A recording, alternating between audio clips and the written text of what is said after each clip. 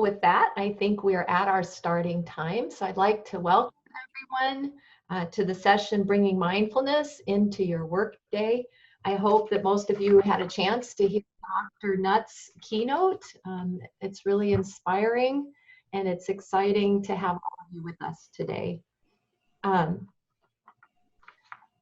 I would like to just a little bit of housekeeping, remind everyone that we are recording the session and that providing live captioning. If you need those services, they're available. The session recording PowerPoint will be available on our website within the week. We do ask people to remain muted for the duration. We're hoping to have a little bit of chat and questions through the session. But do stay muted when you're not needing to be. With that, I'd like to introduce our presenter. Dr. Katie Hupp has been with Metro Community College, serving as the Writing Center Coordinator and English faculty since 2002. Her PhD is in Composition and Rhetoric with an emphasis on Writing Center theory and pedagogy. In 2017, Metro Community College granted Katie a sabbatical to learn about and deepen her mindfulness practice. She is a 2019 grad of the Mindful Schools Teacher Certification and focuses her teaching on trauma-sensitive mindfulness, including a 2-day workshop at San Quentin State Prison, local nonprofits, the Douglas County Correctional Center, and beginning in the fall will offer classes within our MCC 180 Reentry Assistance Program. So I met with Katie in preparation for this, and I think you're a real treat. So with that, I will hand it over. Thank you so kindly, Peggy, for that introduction. And I really appreciate, just am so overwhelmed by the opportunity to get to do this, and by the reception that we've had, and just by your willingness to give a little bit of your time and interest to a topic like mindfulness, particularly in this current state of affairs in our world. I will give you, on this next slide here, I'm going to give you an idea of just what to expect in this session. I know when you sign up for a workshop session, sometimes you don't know, and so I'm letting you know right now what we have in store, and you can choose from there if that sounds like something you want to participate in. So we'll start after I go through this slide with a brief arrival practice, just inviting you to arrive in this space. I'll spend a little bit of time introducing mindfulness, just a very little bit of time. We'll also then go into some practices, a deep listening exercise, a compassion exercise, and a loving kindness practice. Those are combinations between informal and formal kinds of mindfulness. I'll close with a poem, and if all timing goes well, I'll leave about 10 minutes at the end for Q&A and sharing. I'd like to just make a note about how sessions like this usually go. Typically, mindfulness is taught best in a room where the group is small enough to maybe pull their chairs into a circle. And that is not the capacity here. And we also are realizing that the chat function isn't working. So that is a way that I was going to invite your voices into the room. But if it does come up, Jen's looking for it, I would invite you at least to say where you're from, what your institution is, and what I was going to ask as well is for people just now to do a 2-word mood check, something I learned from Brene Brown, who starts every meeting that way. And if I were going to give you my 2-word mood check right now, it would be grateful and nervous. So just getting a sense for what's in the room. And there are other times when I might have invited you to be in the chat that I might just have you consider it or write it down if that's a possibility. So without further ado, we're going to start right away here in a practice. It's called an arrival practice in mindfulness. And the invitation, it's really just a 1-minute long practice. And the invitation for you is to really just settle into where you are right now. Closing the eyes if that feels okay to you, or just lowering your gaze. really with the intention of just shifting from external to internal experience. And giving yourself permission to leave behind whatever it took for you to get to this call. So no longer worrying about or thinking about what you did before, and to the best of your ability, not thinking into the future of your day or your week. Just arriving right here, right now. And together taking what a mindfulness teacher, Pema Chodron, calls a mindful pause with 3 deliberate deep breaths that we'll take together. So taking a deep inhale, holding that breath a little bit at the top, and then just allowing that breath to let go on a longer exhale. One more deep breath in, really filling the lungs, pausing to hold at the top, and just letting go with a long, slow, easy exhale.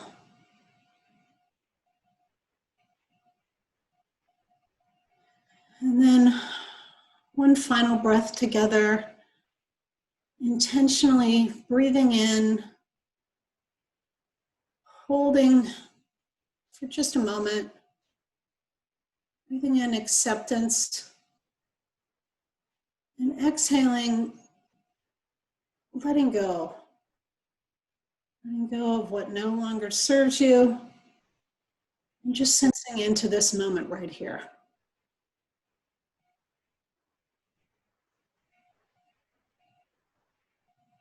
And as you're ready and as you're comfortable, just coming back to this shared space.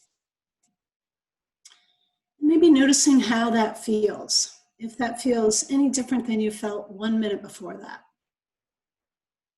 These are the kind of practices, and I'll try to do this at the end of everything we practice, that we can do throughout our day. When you are arriving or transitioning from anything, this meeting to that, stepping into another meeting, making a phone call, reading your email, answering the phone, you name it. Anytime we stop and really just arrive at that place, we're more likely to be present in that moment. And so I invite you to consider doing that kind of practice to whatever extent you can. And I will be referring many times to slide 21, which is a resources page. On that page, I've listed an article that sends you to 5 more 1-minute meditations like this that might get you to arrive in the place that you are. And the key is just to find whatever works for you. The Eckhart Tolle quote at the bottom of this slide, wherever you are, be there totally, is the goal. And that really does change things when we can do it. So moving on to the next slide here. I'd like to start the introduction I have into mindfulness just by reading this brief Chinese proverb to you. It's called Maybe So, Maybe Not, We'll See. A farmer and his son had a beloved stallion who helped the family earn a living. One day the horse ran away and their neighbors exclaimed, "Your horse ran away, what terrible luck." The farmer replied, "Maybe so, maybe not, we'll see." A few days later, the horse returned home, leading a few wild mares back to the farm as well. The neighbors shouted out, "Your horse has returned and brought several horses home with him. What great luck." The farmer replied, "Maybe so, maybe not, we'll see." Later that week, the farmer's son was trying to break one of the mares, and she threw him to the ground, breaking his leg. The villagers cried, "Your son broke his leg, what terrible luck." The farmer replied, "Maybe so, maybe not, we'll see." A few weeks later, soldiers from the National Army marched through town, recruiting all the able bodies for the army. They did not take the farmer's son, still recovering from his injury, and friends shouted, "Your boy is spared, what tremendous luck!" To which the farmer replied, "Maybe so, maybe not, we'll see."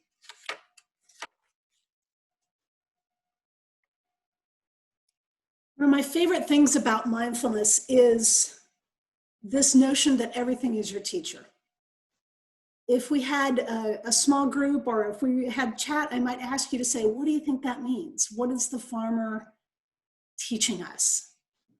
And so you might just consider that or jot down a note if that could help you. But mindfulness, when we allow everything that comes our way to be our teacher, it is, as this first quote promotes, simply being aware of what's happening right now without wishing it were different. Enjoying the pleasant without holding on when it changes, which it will, and being with the unpleasant without fearing that it will always be this way, which it won't.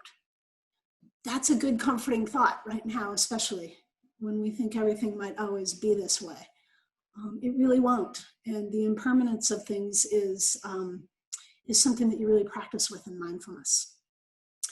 The second quote on this page is really the most often quoted and the probably most revered definition of mindfulness by Jon Kabat-Zinn, who in a lot of ways is considered the father of secular mindfulness. He brought mindfulness to the Western world in many ways by starting a program called mindfulness-based stress reduction, which helped people to deal with chronic pain. His definition is the awareness that emerges through paying attention on purpose, in the present moment, and non-judgmentally to the unfolding of moment-to-moment experience. So the keys from that definition are paying attention and doing so non-judgmentally. That's the hard part. And then the final one on this page, between the stimulus and the response, there is a space. This is where our freedom lies. This space allows us choice for how to respond rather than to react, when often what we do is react in sort of a fight, flight, freeze sort of way. So these are the three really general and really brief definitions to mindfulness, but the ones that I think are relevant to today and to our session here. Impermanence, non-judgmental awareness, and space for how to respond. Things that mindfulness isn't. A lot of times people think mindfulness is just an instant state of calm, which it isn't. Instead, it's a tool that we have to meet experience, whatever it is, as it arises. Some think it's an absence of thought. Instead, it's really just bringing awareness to thought. We can't get rid of thought. That's what our brains are designed to do. It's also not a discipline. It should never be used in a school setting, for instance, as a behavioral tool, like sit down and meditate. That will never create rich results. It's also not a magic pill. It's not something that, oh, if I learn to be mindful, I'm going to solve every symptomatic problem I have. But it does work in conjunction with all the other healthy things we do in our life. And I wanted to make a plug as well for the fact that it's not a religion. As I said, Jon Kabat-Zinn brought it over in a secular way. And as we practice it, and as I present it here, it is a secular practice. There's a quote that I included that I love by Robert Wright that says, "You don't practice Buddhist principles to become a better Buddhist. You practice them to become a better whatever you are." So although these principles might be founded in Buddhism and in Eastern traditions, it's really just a way to reach a higher self. And that is consistent with whatever tradition you're in. Okay? In essence, what mindfulness does is this. It prevents ruminating about the past. We spend a lot of our time doing that. It prevents endlessly planning for the future, fretting for the future. And it also prevents avoiding what is in the present, dissociating from it. Why do we need to practice this sort of thing in a pandemic? Well, there's a picture of you and me and all of us, right, on that screen. the very real notion of compassion fatigue is something that we're probably all experiencing in some way right now. When you're in a helping profession, whatever your job is in education, so many of you must be in advising, since this is an advising conference, your contact is with people and with helping, and it's why you're here and it's why you're good at it. But compassion fatigue is a very real thing. That's when, I have a definition here, apathy or indifference towards the suffering of others as the result of overexposure to tragic news stories and images and the subsequent appeals for assistance. I mean, we couldn't be more right in the heart of that definition these days. So know, though, that your caring too much can hurt you, and it can hurt your students or your office or your constituents, whoever it is. Our own self-awareness is a gift that we give to our students and to really everyone else around us, and mindfulness is designed to help us do that. So some anecdotal evidence that mindfulness works in stressful situations. We are in the middle of a pandemic and a global crisis to do with our place in the racist conversation. This evidence I have came from a training I did at the San Quentin State Prison in California called Guiding Rage into Power. We spent 2 days there. There were 30 men in the group that I was with. It was a mindfulness class that they took for a year, 1 day a week, 52 times. 30 men in that room, 933 were the combined number of years those 30 men were sentenced to prison. 8 minutes and 14 seconds was the combined amount of time that sentenced those 30 guys to 933 years in prison. So that last quote I gave you about creating space between stimulus and response, they call that there the moment of imminent danger. Between the stimulus and the crimes that led them there, that moment of imminent danger, 8 minutes and 14 seconds caused 933 years of prison time. That's the space we want to try to expand so that we respond rather than react in those moments. The next two numbers on the page show you how this works, how mindfulness works.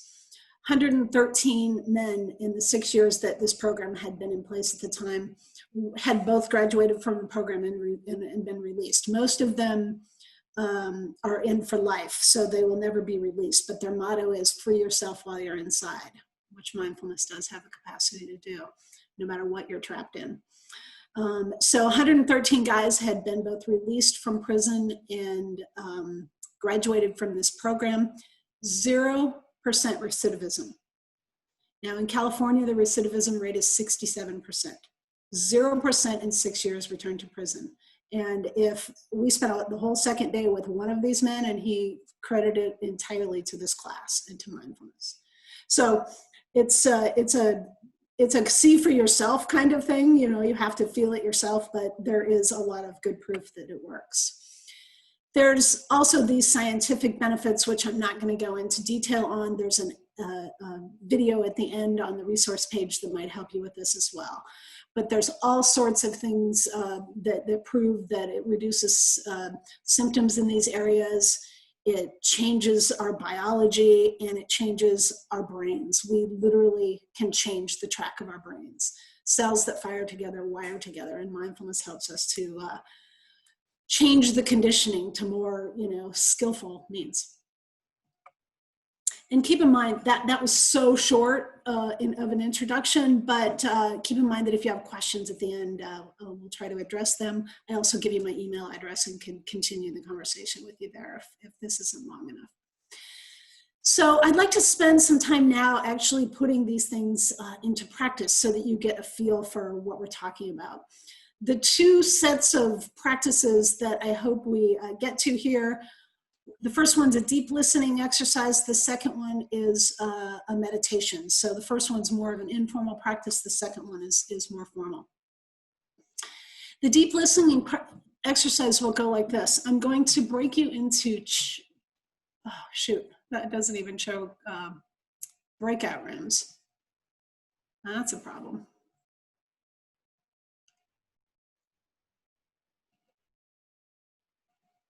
Okay. There are no breakout rooms, so I'm going to move on to the loving kindness message, and I'm wondering, Jen, if you could see if we could get breakout rooms before this is over. Okay, but we'll just keep moving with what we have here, and I will come back to those slides.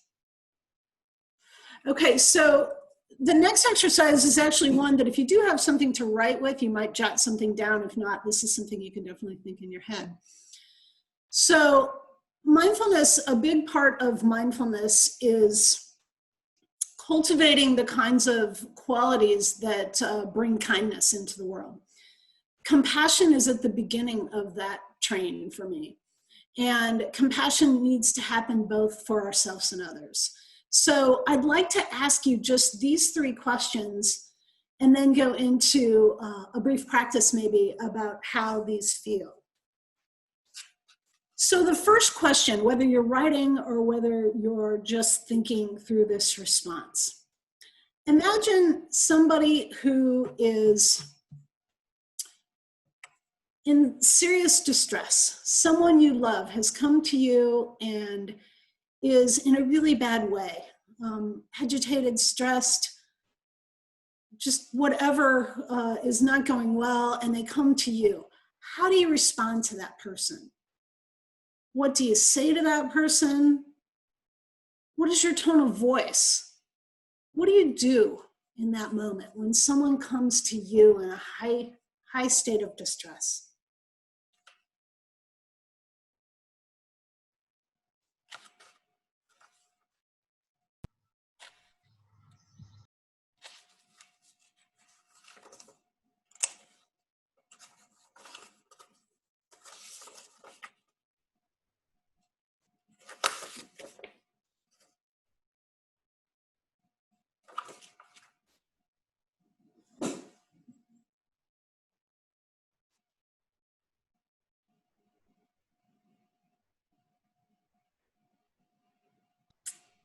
And the second question is, now imagine you are the one that is hurting and in that state of distress. What do you do in that situation? What do you say to yourself? What's the tone of the voice that you use for yourself? What do you do in those moments when you are in a heightened state of distress or afraid?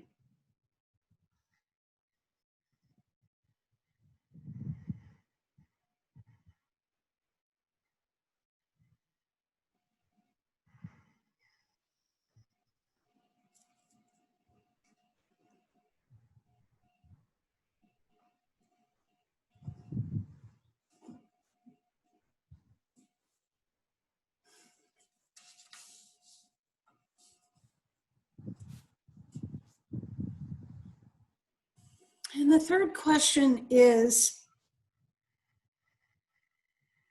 do you treat yourself the same as you treat the other person that you love dearly in the same state of distress?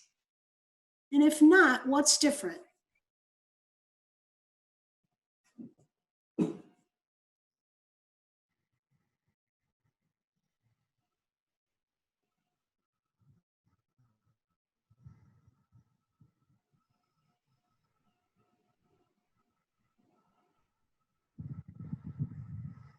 You might also consider what would change if they were the same, if they're not already.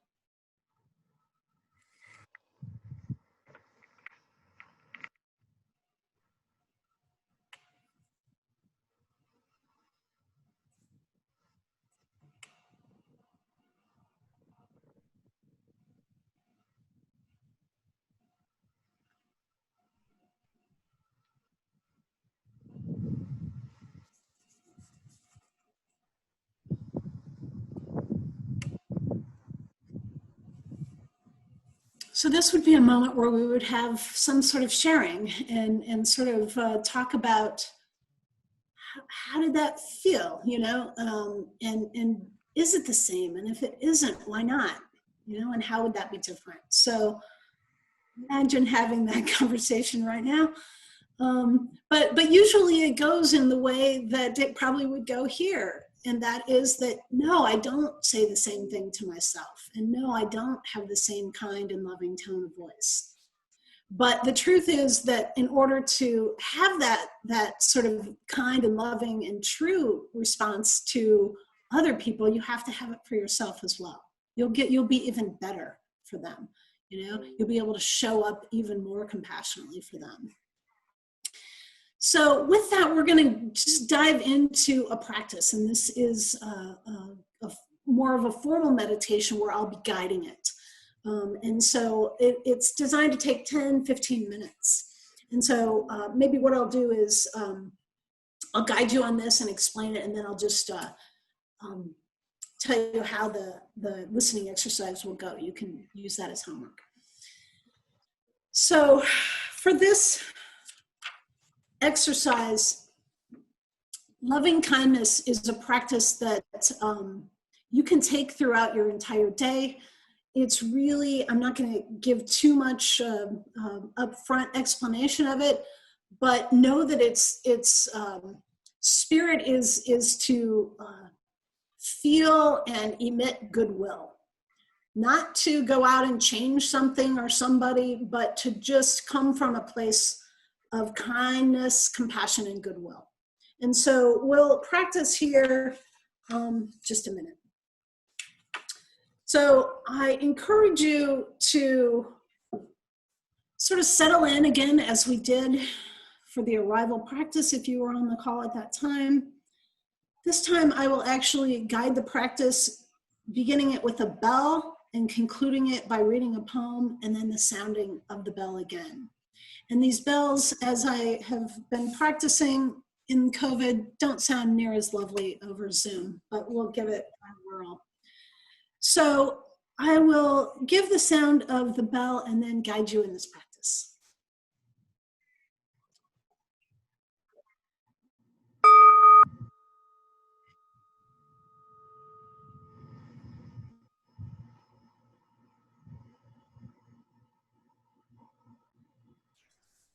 So starting by taking a moment to find a comfortable posture of both dignity and ease.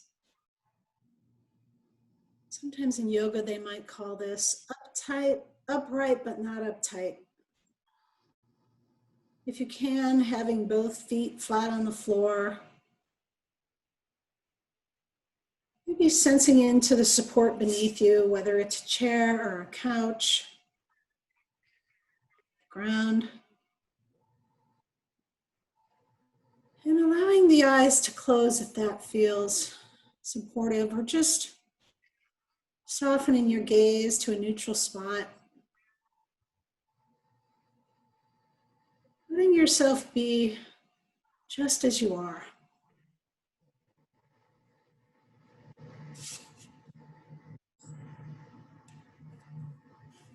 Now, I invite you to bring your attention to your chest area, to your physical heart, or to wherever you feel kindness and connection in the body, if you do. Sometimes that's in the actual heart, and other times it could be another area, say your abdomen. Just bringing kind awareness to that area. And noticing if the heart feels opened or closed right now.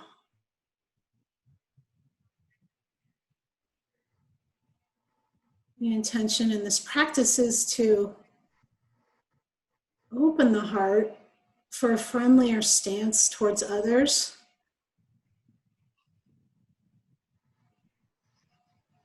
And maybe you can't feel one way or another, and that's okay. But just having the intention to open your heart in that way.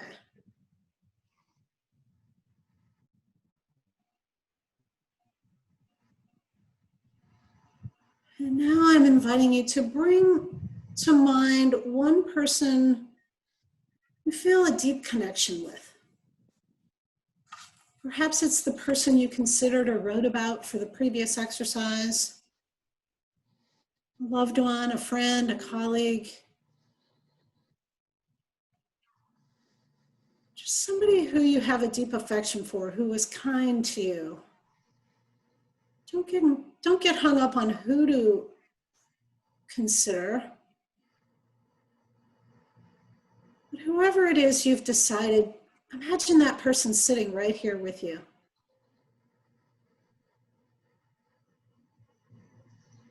And maybe taking a moment to feel the gratitude for this person being in your life.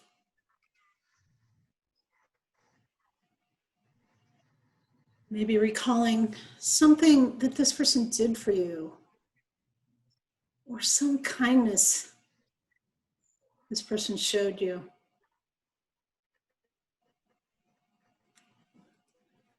And now, in the loving kindness practice, the invitation is to send this person friendly wishes. I will be saying some of these wishes, these phrases that you can repeat silently to yourself, as if this person is sitting in front of you to receive them.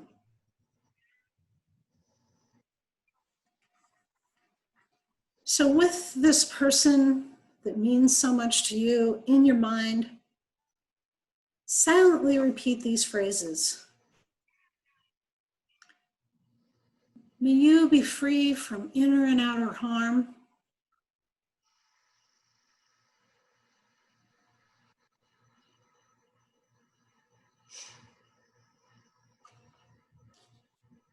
May you be truly happy and deeply peaceful.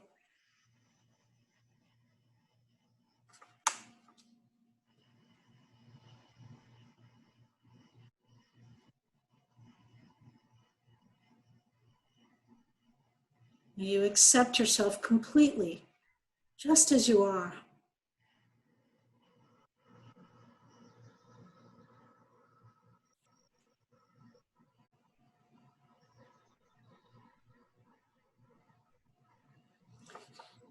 Just sensing into how that feels.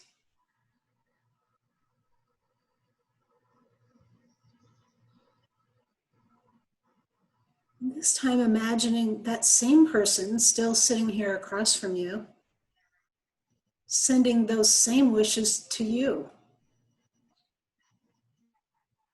This person saying to you, may you be free from inner and outer harm.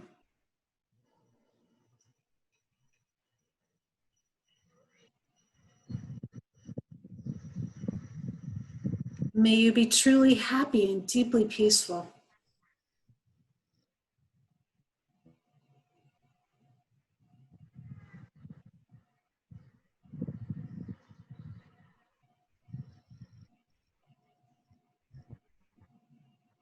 May you accept yourself completely, just as you are.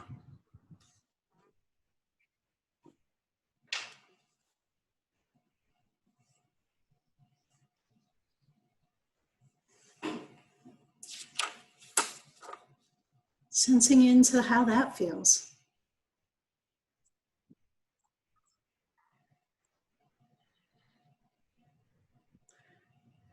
And this time inviting you to send these same wishes to yourself. Maybe placing a hand on your heart or that place of comfort if that feels supportive. May I be free from inner and outer harm.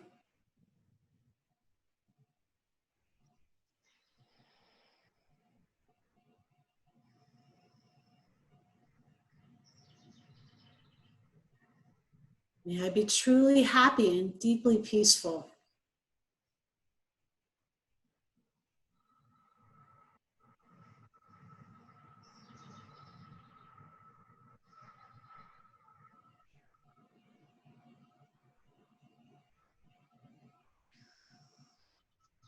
May I accept myself completely, just as I am.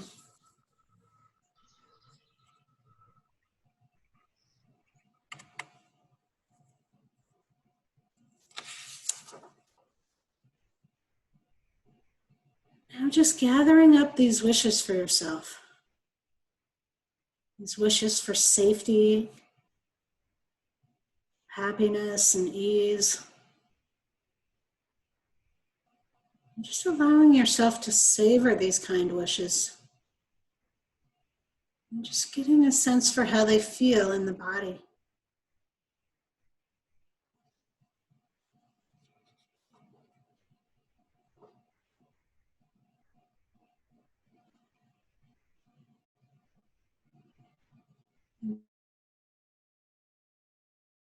Closing with by Galway Canal. The bud stands for all things, even for those things that don't flower. For everything flowers from within of self-blessing. Though sometimes it is necessary to reteach a thing its loveliness, to put a hand on its brow of the flower and retell it in words and in touch, it is lovely, until it flowers again from within of self-blessing.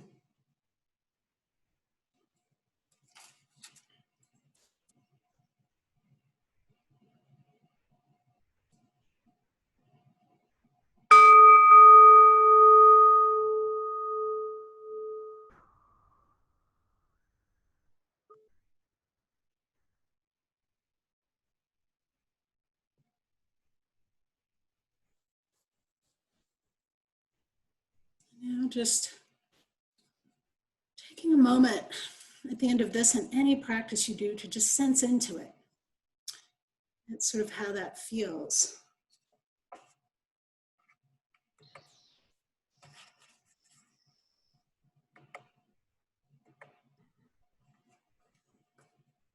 One of the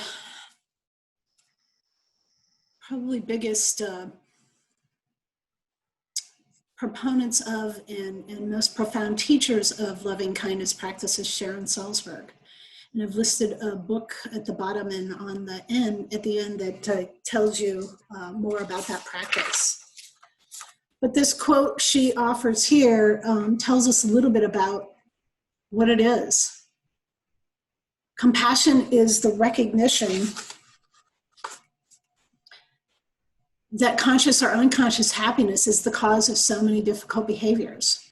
And loving kindness is the wish that all beings be peaceful and happy.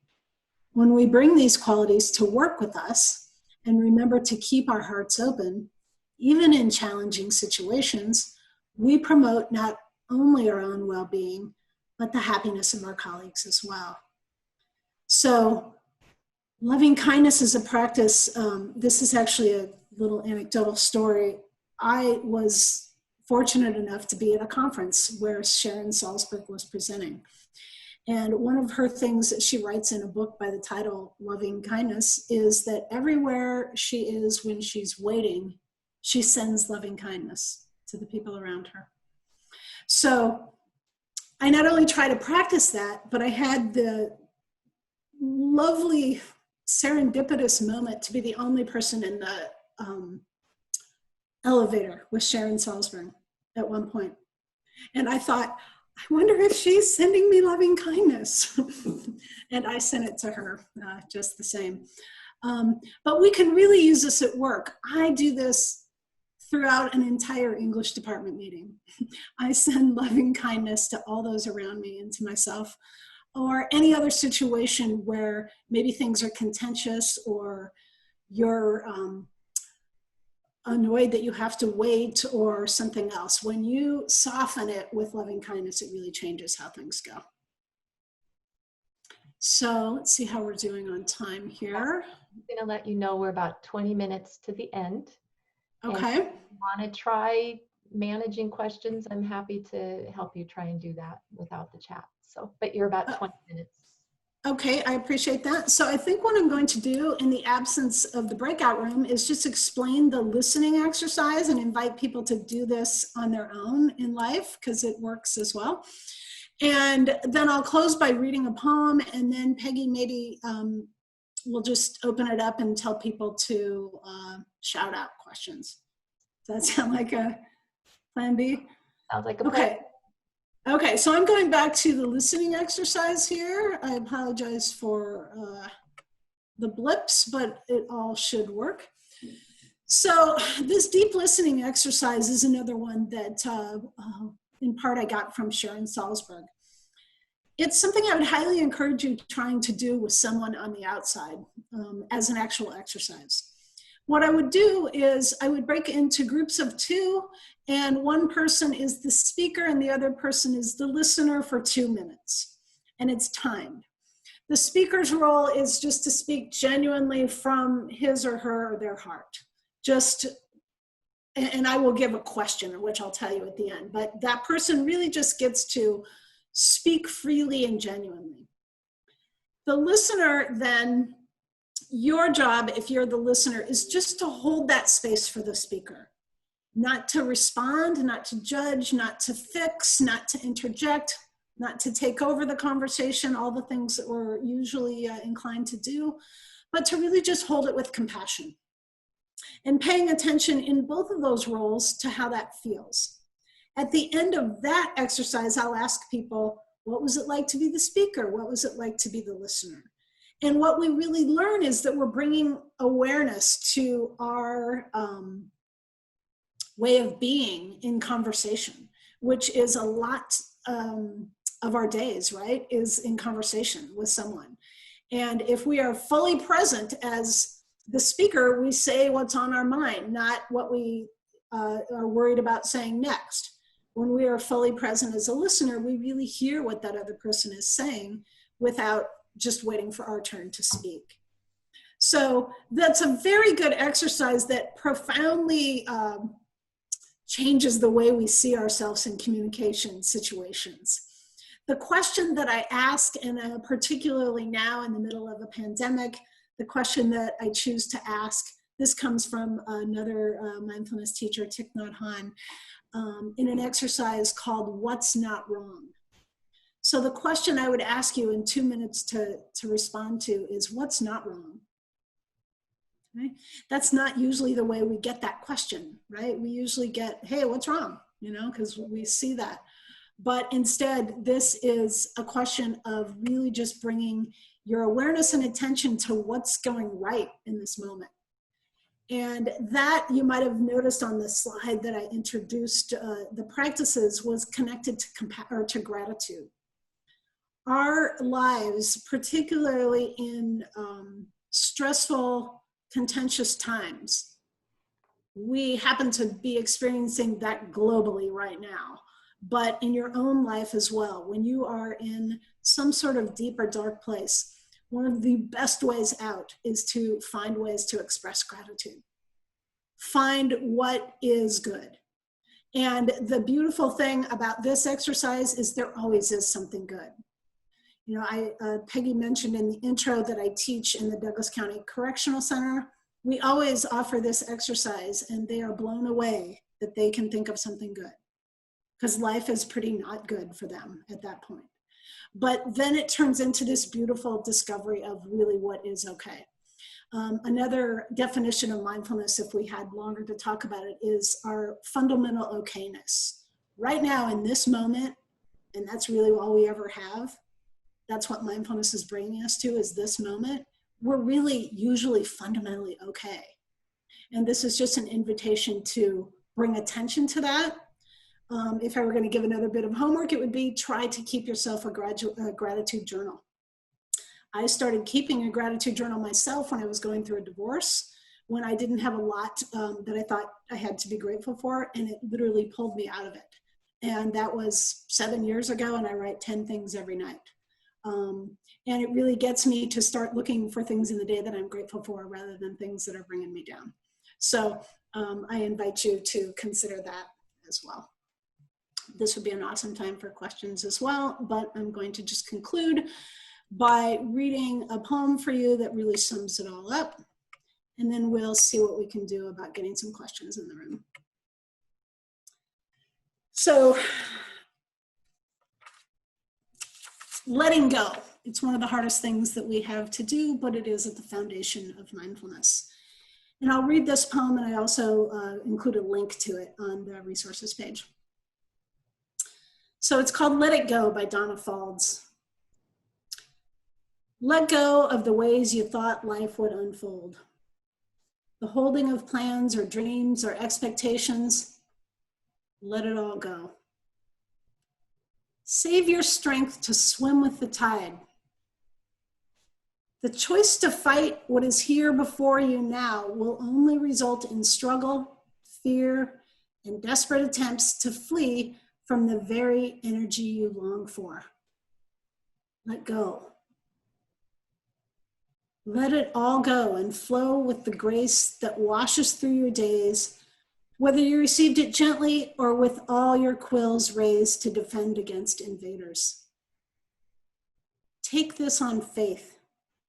The mind may never find the explanation that it seeks, but you will move forward nonetheless. Let go, and the wave's crest will carry you to unknown destinations. Let it all go and find the place of rest and peace and certain transformation.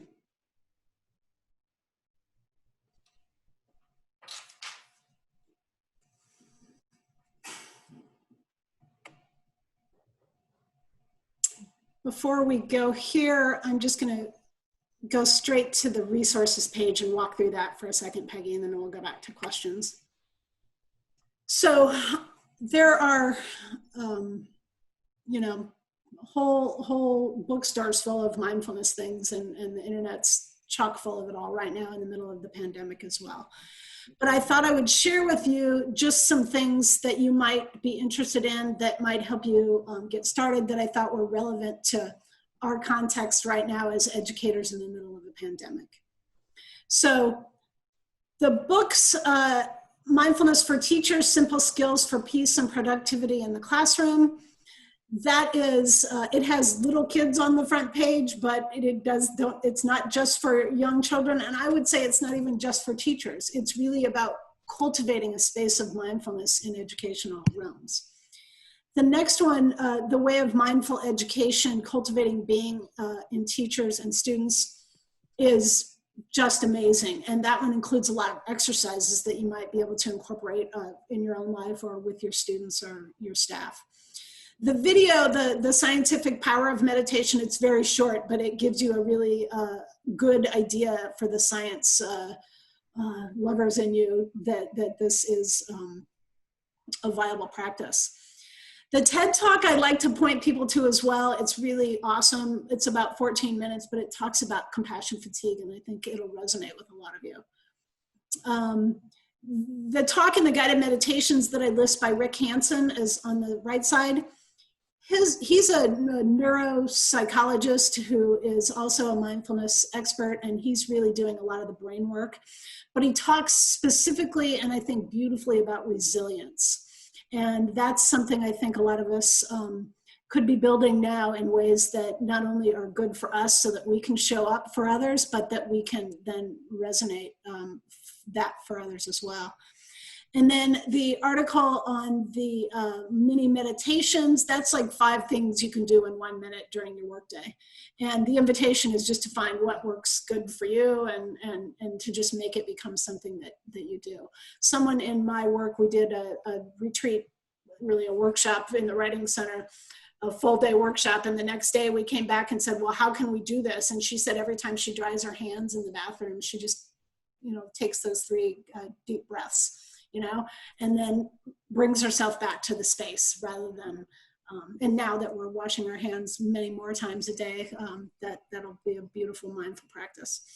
And then the loving kindness meditation at the bottom is just a deep dive kind of explanation into what that practice is, and gives you, I think, 4 different scripts and other meditations. Guided meditations. I've also listed at the bottom that you're welcome to contact me by email. I also, since the pandemic, I have started sending out something called Mindful Monday emails, and they're just surrounding a particular topic. I usually just send a poem, maybe an article, a guided meditation, just whatever sort of speaks to me that evening as what the world and we all need at that moment. So I'd be happy to add anyone that they wanted to be on that list as well. So with that, I'm going to stop the share so I can see a few more faces, and I'm going to invite anyone who would like to just unmute yourself and ask questions. We have about 10 minutes left. And you might let us see your face as well so we can see who's talking, if that's comfortable for you.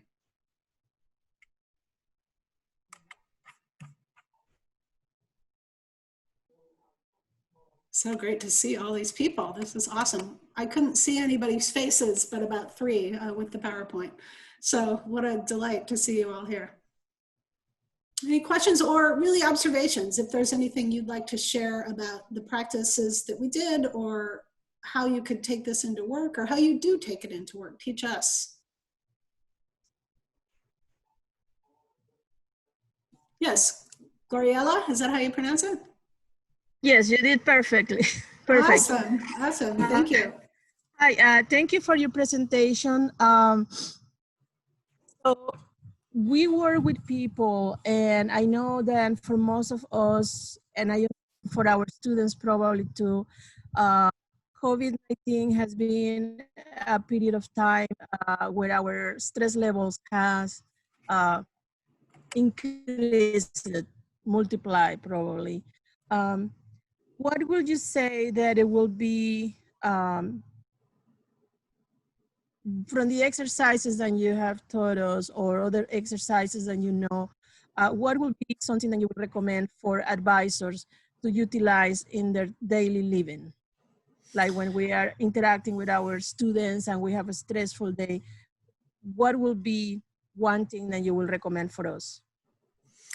The first word that comes to me, term, is self-care. These positions as being an advisor is the same as being a teacher, same as being a parent, or whatever other caregiving role you're in. We have to take care of ourselves in these moments. And we are in such frantic, I direct the writing centers. And so I have students and consultants and all sorts of people, kind of spinning out of control in different ways when things don't go right. If I'm not in a good place right here, I'm not very helpful for them, right? So giving yourself permission to do an arrival meditation, because sitting there by yourself and just sort of breathing seems like I've got things to do. I don't know. I don't have, that luxury, right? We did a whole thing in the writing center as well once, where I had practices all week that we did at home and at work. And one of them was right before, like within advising, you have another student coming in. Right before that, absolutely sort of clear the slate with one of those arrival things, so that you're not worried about the last call that he had where he was freaked out, or you're not scared of the what the boss is going to say or whatever. You're just there for him. And what I keep telling the people in the writing center is, whether we even get to the paper or not, if they feel held in that moment and cared for, and we can do that by doing these kind of compassion practices, right? Listening in that way is a compassion practice. Sending good wishes, try that right before that person comes in, especially the most difficult person. Send them those good wishes. May you be happy and may you be healthy. May you be safe. Most people, whether they're, when they're stressed out, maybe they aren't their best selves. We don't talk the nicest or whatever, but leaning into that and with compassion, knowing that it's not about you, not taking it personally either. This person's going through a lot of stress, and maybe just naming that for that person. I understand this is really stressful. In mindfulness moments, we say, let's just sit with that for a second. Let's just together take 3 breaths, and just kind of see where we can go. That list of 5 things, there's tons of things like that on the internet as well, but you might print those out and be like, here, give it to that student too, and be like, this might be something that can help you. don't start by like, hey, start a meditation practice and do a retreat next weekend. You know, that then they're like, I can't do it. That's like a workout program. You know, you're done by noon. You know, I'm never doing that again. But these 1-minute practices, and the move I made a few times was stop and really feel what that feels like in your body. You know, and that I would invite you to do as well, because if you go into the next tense moment with a student and you've kind of made yourself present for it, and you noticed at the end, oh, that went better. I don't have that feeling in my throat that I usually have after I talk to him or whatever, you know, then that becomes something you're rewiring your brain. This is what I want to do. Does that help? Yeah. Yes, it does. Thank you. Thank you. Thank you. We have time for another question.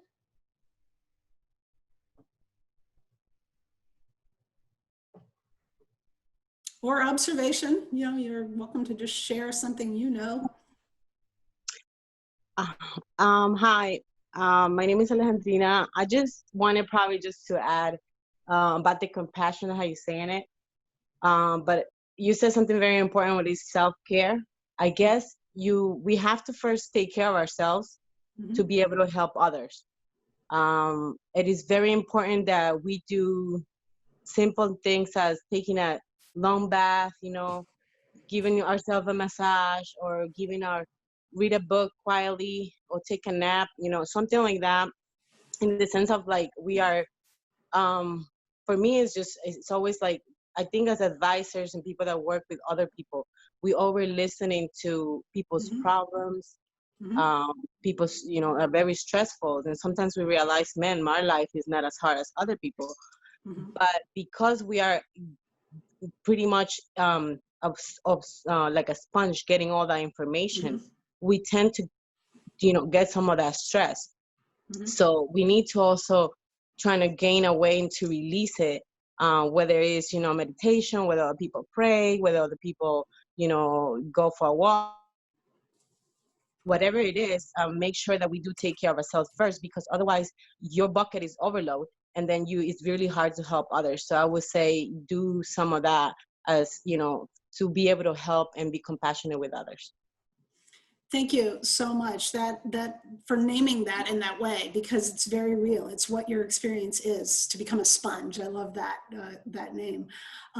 Mindfulness allows you to bring awareness to what it will be that helps you to not absorb everything. There's a great little short video that Brene Brown does on the difference between sympathy and empathy. If you haven't seen that, you're welcome. It's lovely.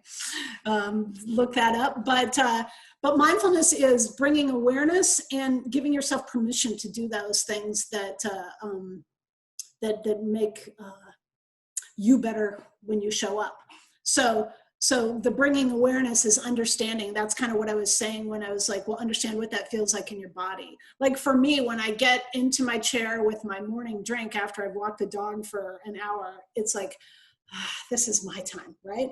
And I know that it feels that way, and I need it. If I don't get it, then I'm not as good for the next thing, right? So don't think that self-care either has to be a spa weekend. You know, it really can just be, I get my coffee in my chair and nobody, you know, interrupts me, you know, or I get to take a bath with the door closed or whatever, you know. So just know that those things are all yours, but that's bringing mindful awareness to what you need, and that's healthy. What else? We could probably answer one more if anybody has one, or do you think we need to close? One more quick question or comment. Anybody?